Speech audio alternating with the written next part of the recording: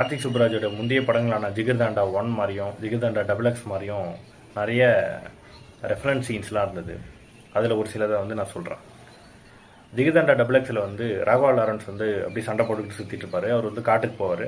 அங்கே போய் அவங்க நிலைமையெல்லாம் புரிஞ்சுக்கிட்டு அவங்களோட நின்று ஆயுதத்தெல்லாம் தூக்கி போட்டு காந்திஜி மாதிரி போராடுவார். கடைசியில் எல்லாம் இறந்து போயிடுவாங்க. இந்த படமும் அதே மாதிரி தான்.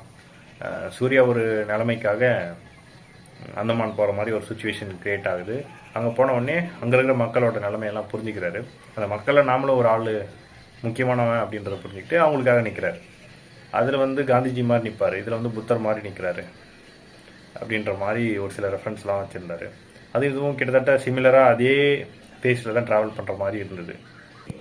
அதேமாதிரி மகான் படத்தோட ரெஃபரன்ஸும் இந்த ரெட்ரோ படத்தில் இருக்குது. எப்படின்னா, மகானில் பாபி சிம்மா விக்ரம் எங்களை காப்பாற்ற வந்த கர்த்தரே அப்படின்ற மாதிரி ஒரு கடவுள் மாதிரி ஒரு ஃபிகரில் அவர் பார்ப்பார்.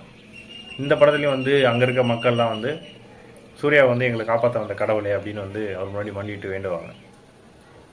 இது அவரோட படங்களே, அவரோட ஐடியாலஜியே எப்படி இருக்குன்றது இந்த படங்கள்லாம் ரிஃப்ளெக்ட் பண்ணுது.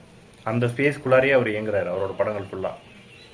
ஜிகர்தாண்டா 1ல் ஒரு கேங்ஸ்டராக இருப்பான் பாபி சிம்மா.